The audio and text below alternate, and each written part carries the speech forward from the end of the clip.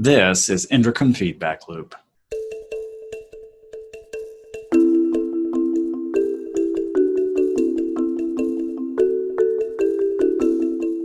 I am your host, Chase Hendrickson, and welcome you to this Journal Club podcast series brought to you by Endocrine Society. Thanks for joining us as we explore an important article recently published in one of the Society's clinical journals. Welcome again to the Endocrine Feedback Loop podcast for our 39th episode. For today's episode of the podcast, we look at a report in the JCE&M that gives us new information on the changes in size and shape of the pancreas in type 1 diabetes. In diabetes care and research, we lack a clear understanding of the pathophysiology and progression of type 1 diabetes, and this study promises a deeper understanding of these processes. As is usually the case for papers we review, the authors employ an observational study design. Such studies come with intrinsic limitations that need to be considered, so we will carefully walk through the methodology used and how that impacts the conclusions the authors draw. I continue to be lucky enough to host the Endocrine Feedback Loop podcast, though spending most of my time as a general endocrinologist at the Vanderbilt University Medical Center, where I also work as a medical director and associate director for our fellowship program.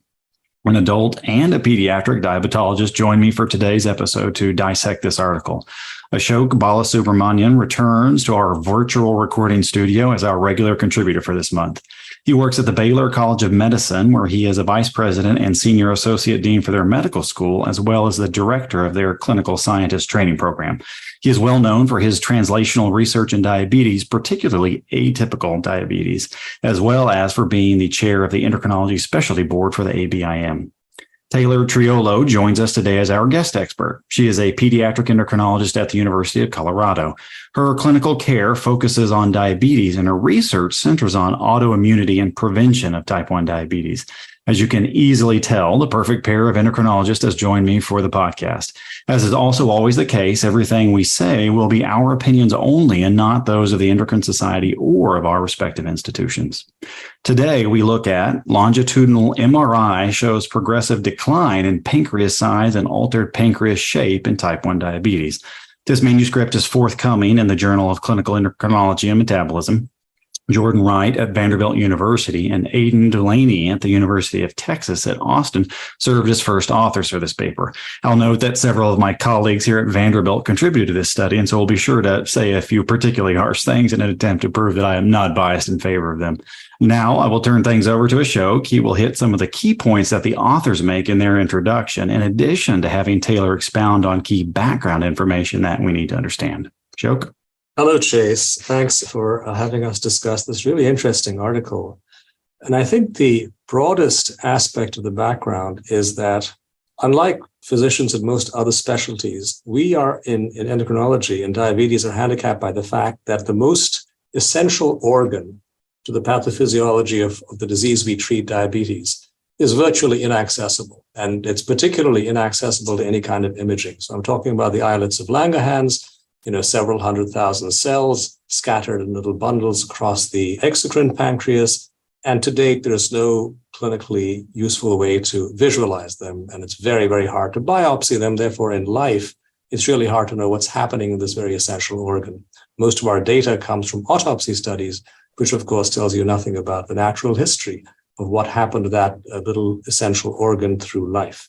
Now, it's turned out that, interestingly, that somehow at least the size and shape or volume of these islets may be reflected in the overall size and shape of the entire pancreas. Now, why that is and how that is certainly something that's worth discussing, but it's a useful thing to hang on to in terms of coming to us as a visual aid for the diagnosis and the prognosis of different forms of diabetes.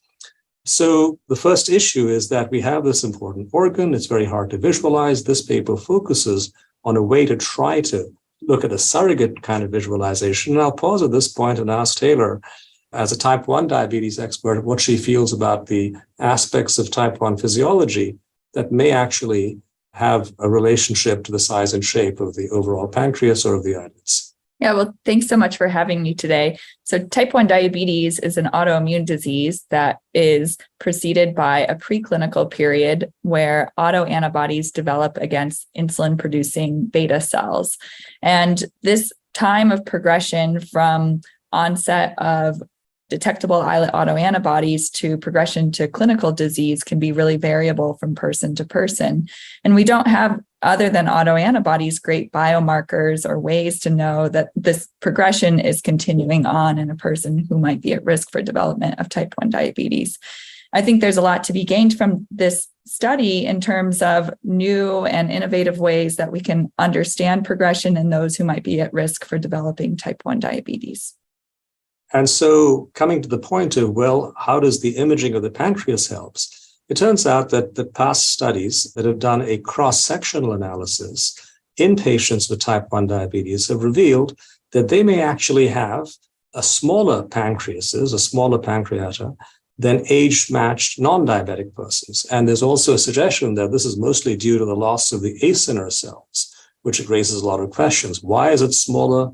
What is the connection of the acinar cells being smaller or less in number to the changes in the islets of Langerhans?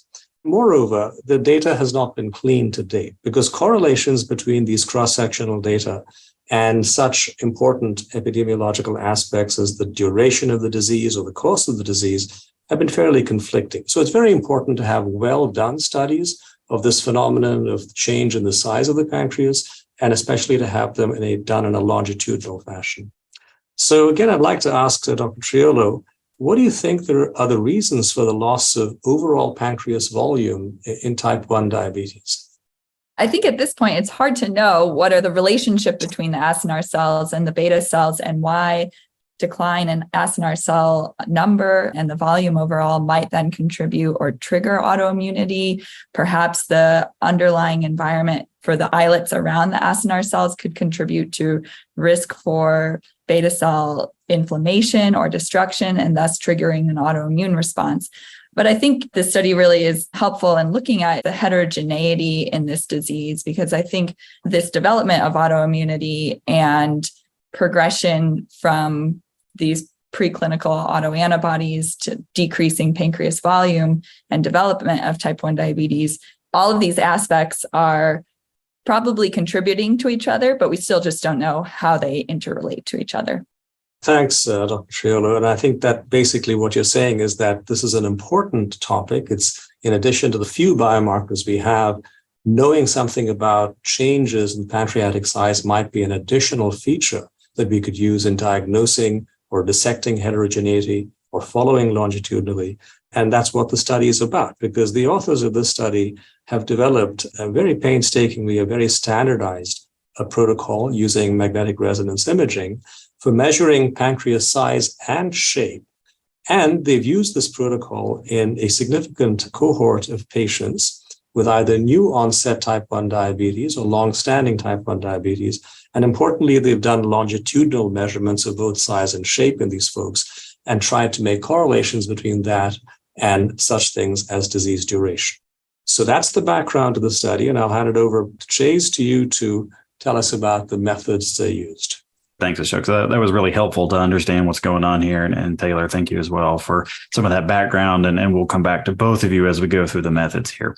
And as we usually do, we're going to think about the study design that's used here. I think it's a helpful way of understanding what exactly the authors do. And I think the best way to describe what the authors use, the inferential method that is employed, is that of a prospective cohort study.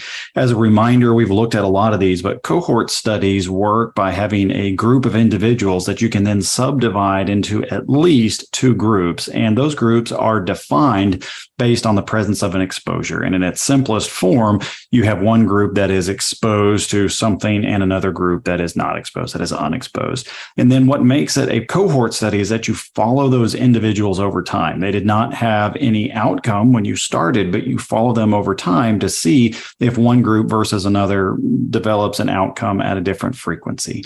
And then what makes it a prospective study is that you start the study before the outcomes have developed. You are following these individuals in real time. You're going along with them to see when that outcome develops. And the real strength of a prospective study is that you get to define exactly what it is that you want to look at. A lot of these cohort studies are retrospective, and while those are much easier to do because all the data exists already and you were just going back and collecting it and analyzing it, you have very little control over what data you have access to. It's just whatever exists in the database, whatever you can pull out of notes or whatever it is, somebody else's research study, that's the data you're going to get. Prospective studies are great because you get to decide what you want. Now, the flip side of that is in biomedical research, anything that takes time takes a lot of money because you got to follow folks for a while. So they are not easy to do, but they are ideal for an observational design. So that's what's done here. Now let's think about this study much more in depth. The number of individuals with type 1 diabetes was 91. So they had a good amount of subjects here. And you could further divide that group, the individuals with diabetes, into two different groups. So the larger group were those who had new onset type 1 diabetes. So 56 of those 91 had recently developed type 1 diabetes, recently been diagnosed with it, and with a mean time since diagnosis of 66 days.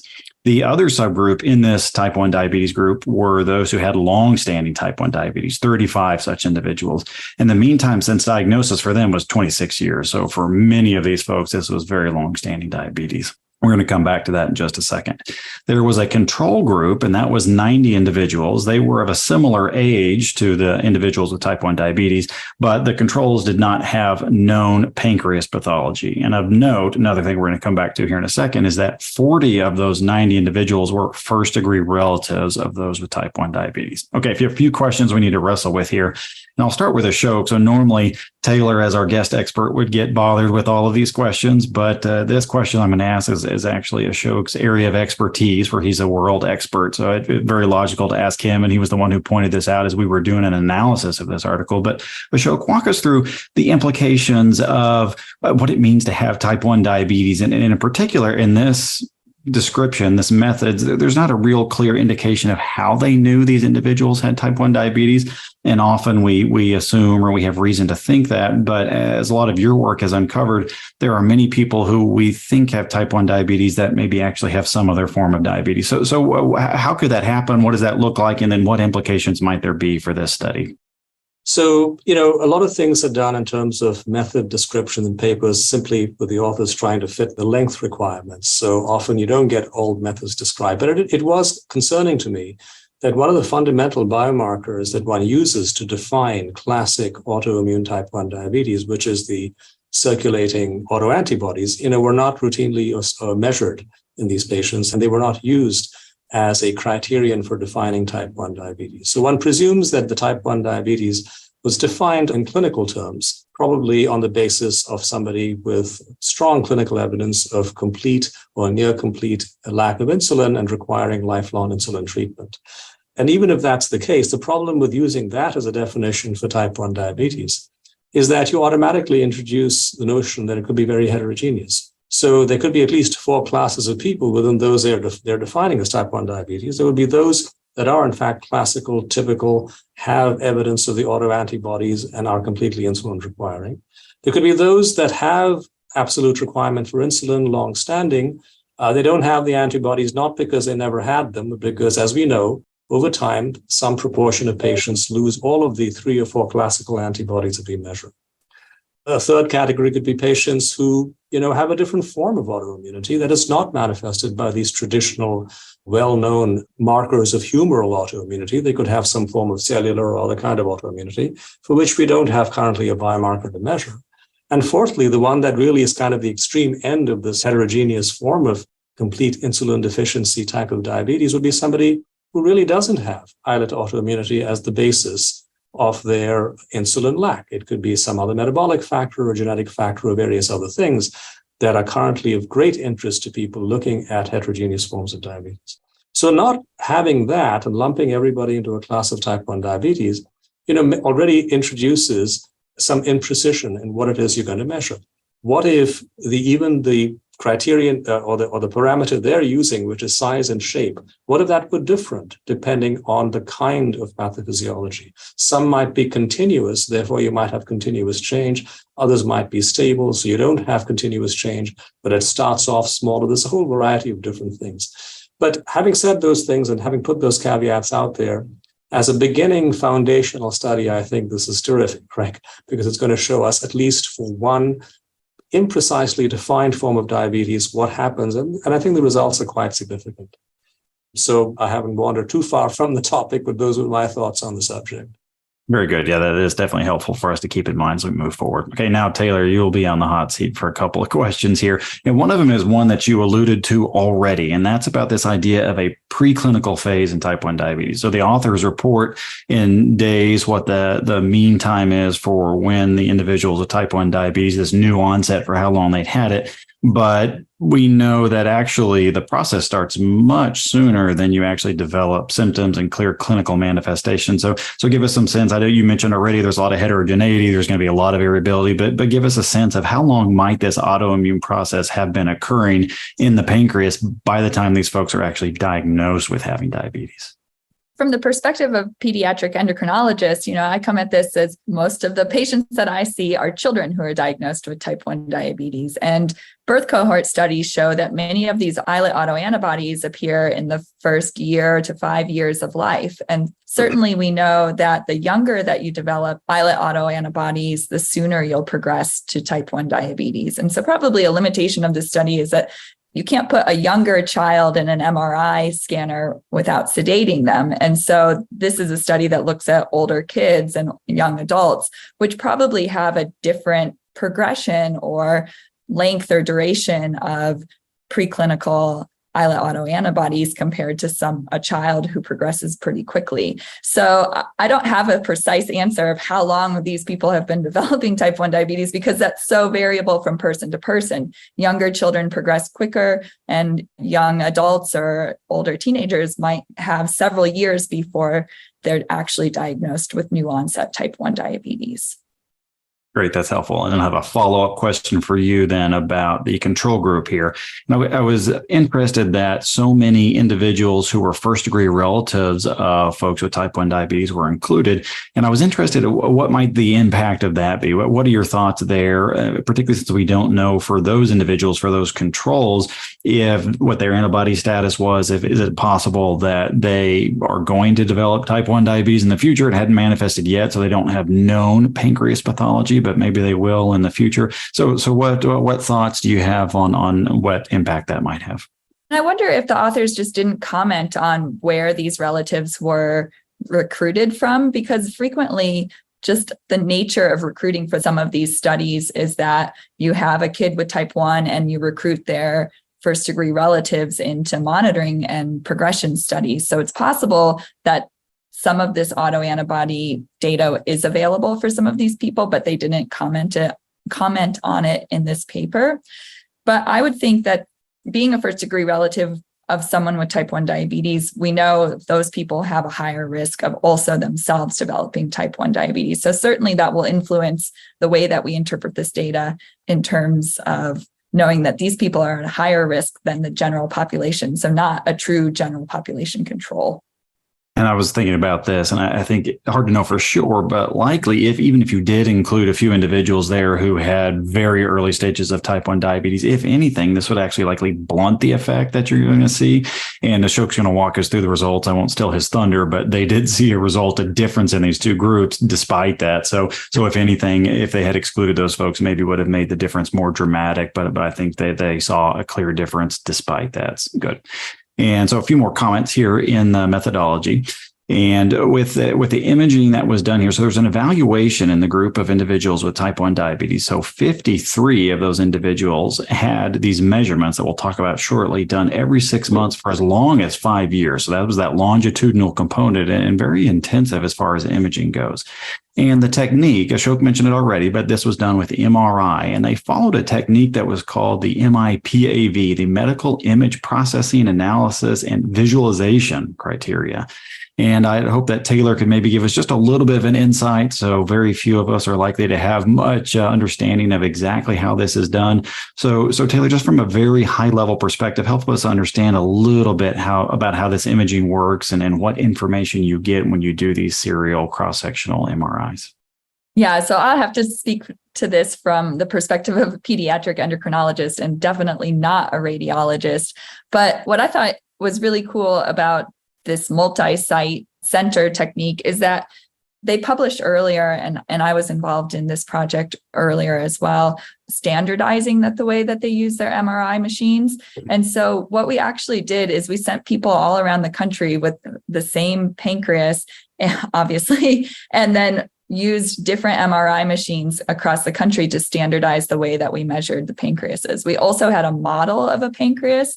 One of the authors on this paper made a 3D model of his own pancreas and then use that in the scanner to make sure that we could harmonize and standardize these MRI machines from center to center. And so that's the most that I can speak mostly about MRI in terms of how they get these images. But what I think is really cool about it is we were able to standardize the way that we access the images to compare patient to patient, and so that the data is comparable from center to center. Yeah, and we'll talk about this at the end. I think there are several really notable strengths of the study and why this is such important work that's been done. But this may be the highest. It's certainly up there.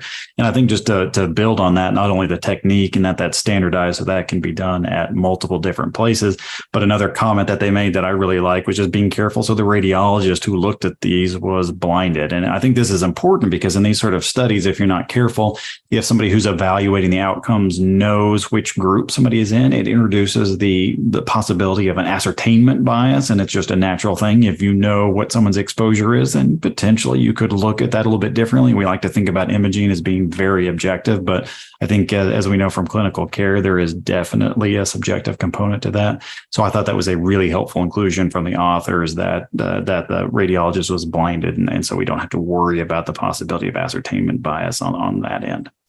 A few comments about glycemic control measures. So information was obtained from the patients, and this could be a combination of patient-reported information or data that was obtained from the electronic health record. And the authors looked for data about DKA, about what the most recent A1C was, about total daily insulin use, about C-peptide, and autoantibody status. And for some of these individuals, 24 of the individuals with type 1 diabetes, they actually had CGM data available. And I'll note one other thing here, not likely to be a big concern, but always something you have to think about is when patients are being asked to recall information, particularly if they know more about what their exposure is or what their outcome is or any of these other things that they're looking at, they can potentially think about some of this other data differently. A recall bias is what that is, that they think about their exposure differently based on whether they know what the outcome is. And so it's unclear how much of this was based on patient recall versus EHR data. So could have an impact here since most of this is going to be a bit more objective data from the MRI. I don't think it's going to have a huge impact, but at least there's a possibility of that there. Okay, so I think those are the key points that we wanted to make in the method section here. And I will now hand things back over to Ashok to walk us through these important results that were described by the authors. So there were sort of four kinds of results that were reported. The first was the longitudinal results on the size of the pancreas in those that had newly diagnosed diabetes and were followed over some length of time. The second category of results are in those who had previously diagnosed type 1 diabetes, and that was the cross-sectional results in terms of size. The third was an assessment of the shape in addition to size, and how did the two correlate was kind of the fourth point. And so I'll go over each of these. So in terms of the 53 new onset type 1 diabetes patients who had longitudinal data, the mean follow-up was close to 2 years. And the way in which the data was accumulated and presented is presented as volume, and it's divided into proximal and distal volumes, or it's described as a volume index, which is basically the same volume adjusted for body weight. And basically, the pancreatic volume, regardless of proximal or distal, declined in the first year of follow-up and then didn't change very significantly. And if you looked at the volume adjusted for body weight, because body weight changes over time in these younger patients, again, there was a decline in the first year and then a much slower decline over remaining years. And it turned out the rate of decline was fastest in those who had the largest pancreas volume index at the start.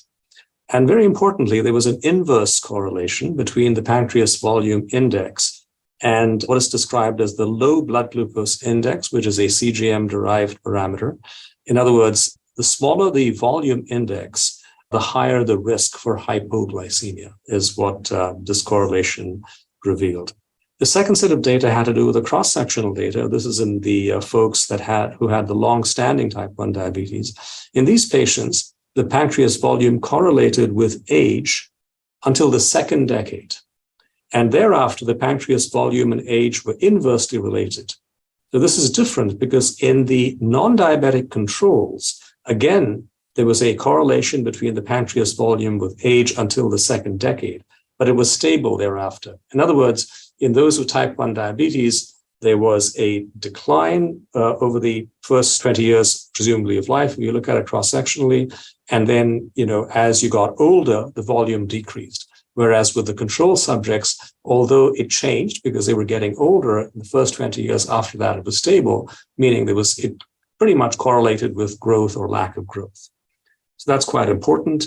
And in terms of looking at it in terms of the shape, it turned out that a thinner pancreatic shape was associated with having type 1 diabetes, or a larger surface area to volume ratio correlated with having type 1 diabetes. And then they go into 10 quantitative variables that have to do with characterizing the three-dimensional shape of the pancreas. And they look at these variables in the persons with and without type 1 diabetes. And the bottom line is that all aspects, all 10 variables, ended up with a smaller size and a smaller shape, and a different shape in patients with type 1 diabetes. And one sort of general outcome that clinicians might follow was that the loss was more in the width of the pancreas than in the length of the pancreas. So the pancreas ended up sort of getting thinner if you looked at it head-on or horizontally. And the controls always had a larger pancreas size as well as a fuller shape than the patients, but also more than their first-degree relatives who were at risk for type 1 diabetes, which kind of comes to the point that Chase was making earlier, and Taylor as well, about what is the role of the autoimmunity happening in the pre-type 1 diabetes stage. Then in terms of the relationship between size and shape, it's pretty complicated. And they came up with a model that is based on both the size and the shape. And they were able to use that model also to predict a difference between patients with type 1 diabetes and the control patients. And finally, they really didn't find any correlation between any of these visualization parameters and the insulin dose or the C-peptide, the hemoglobin A1C. So now we're going to really think about this, and then we're going to dive into a couple of these in depth. First of all, though, I want to start by recapping. The authors do this, and then at the very beginning of their discussion, the 5 main findings that they have. So number 1, pancreas size declines most rapidly during the first year after diagnosis with type 1 diabetes. Number 2, the pancreas size is inversely correlated with disease duration in individuals with longstanding type 1 diabetes.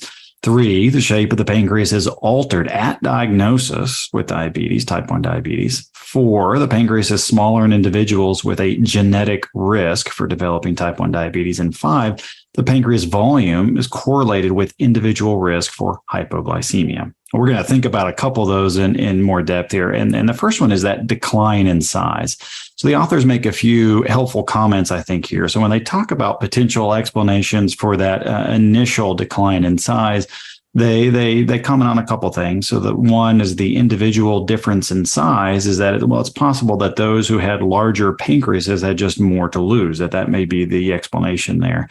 And then also that it could be the timing of diagnosis, that those with larger pancreases were diagnosed earlier. And so maybe that could be an explanation. And then they go on to comment about some other potential explanations or underlying mechanisms for the ongoing decline. And they speculate that it could be related to local insulin deficiency, that ongoing inflammation could be playing a role here, or that there could be other metabolic disturbances that are driving this. So Taylor, I thought it would be helpful for you to give us some insight. The authors are speculating that they say we don't know for sure, but these are some ideas. You do a lot of work in this space. So what are your thoughts based on what the authors have proposed and what else we know from the medical literature? Which of these seem to be the most likely explanations for what we're seeing here in these changes in size?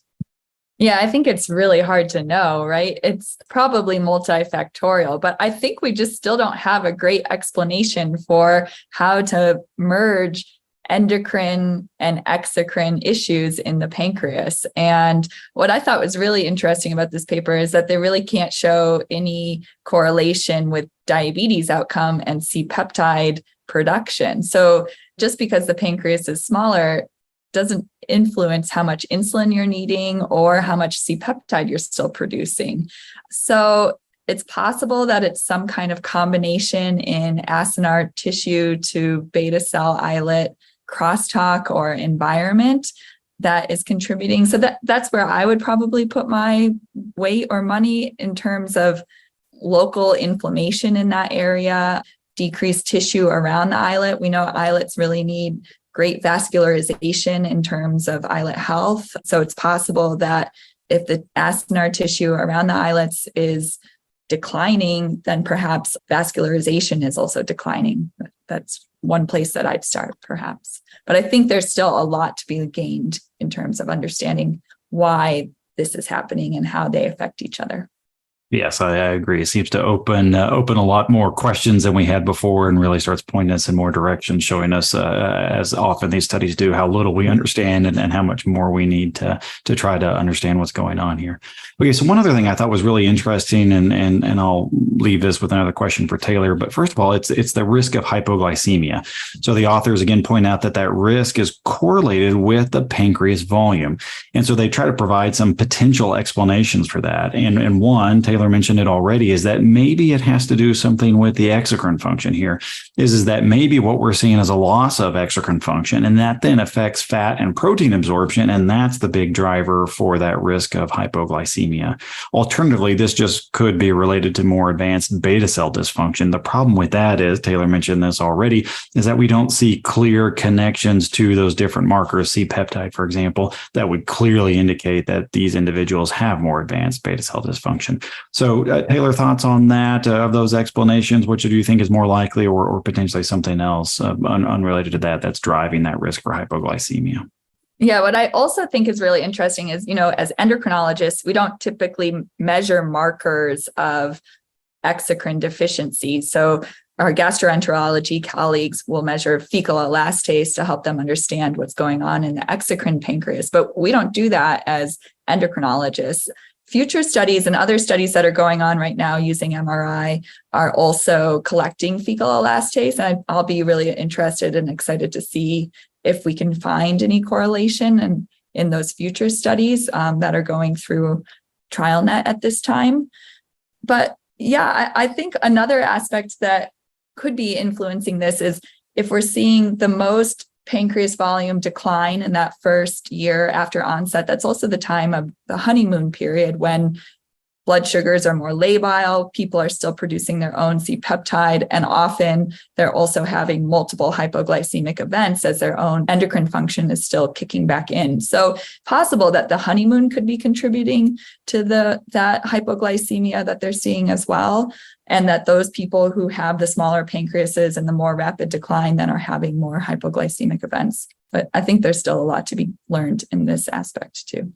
All right, so now we're going to move into the author's conclusion. We're going to keep wrestling with some of these things that we've already talked about. So first of all, to quote the authors here, they say that the size and shape of the pancreas are altered in individuals with type 1 diabetes and exhibit progressive changes with longer diabetes duration. And then another conclusion or final comment from the authors, again, to quote, these findings support the idea that there is a dynamic interaction between the endocrine and the exocrine pancreas that is disrupted in type 1 diabetes. And so now we're going to think about a couple different things. In a second, we'll get to where we need to look in the future. Does this need to change what we do now, either in clinical care or in research? But before we get to that, I just want us to think about the quality of this report overall.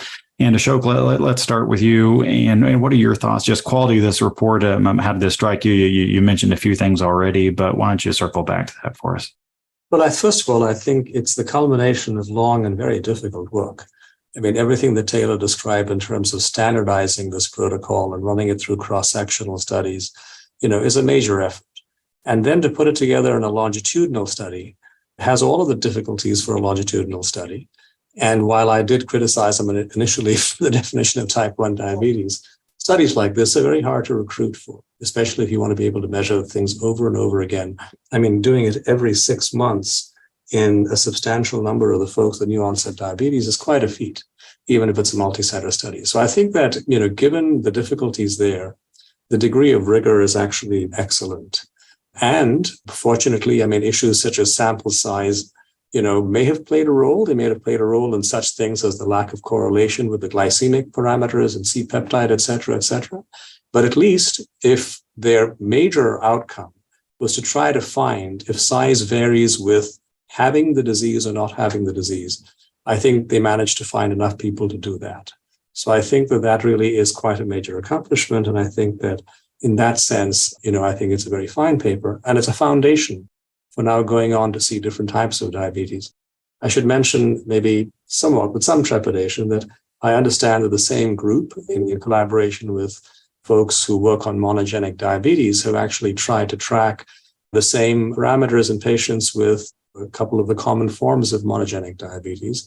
And if I'm not incorrect, there is a recent publication, or one about to come out, which shows that, in fact, the same thing is the case there as well, which raises the whole issue of, is it the autoimmunity causing this, or is it simply the presence of diabetes, or is it just a common genetic factor that's affecting both? There are many, many more questions, as Taylor said, need to be answered. But bottom line is, I think this sets a very nice foundation, besides which it's nice to have another biomarker for the disease, which it seems that there is. Good. Taylor, let's get your thoughts. And one thing I'm interested in particular to hear your thoughts on are this connection, and particularly that the authors indicate that they think these findings support that, as they describe it, a dynamic interaction between the endocrine and the exocrine pancreas. It's maybe a little surprised to hear that because, as you mentioned, at least in this paper, in this study, they didn't measure any of the function of the exocrine pancreas. So maybe comment on that, but just also your thoughts about the quality of this report overall. Yeah, I mean, for that point, I think that's a great speculation in terms of how the endocrine and exocrine pancreas are interacting. We just don't have any biochemical evidence of that, but we just don't have a way to measure that either at this point as clinicians. So I think it's a great idea, and more can be gained from more basic science studies, mouse models, et cetera, and trying to understand the interface between endocrine and exocrine tissue. But we can't discern that essentially from this study, but I think we can certainly speculate about it, which is still inspiring to me.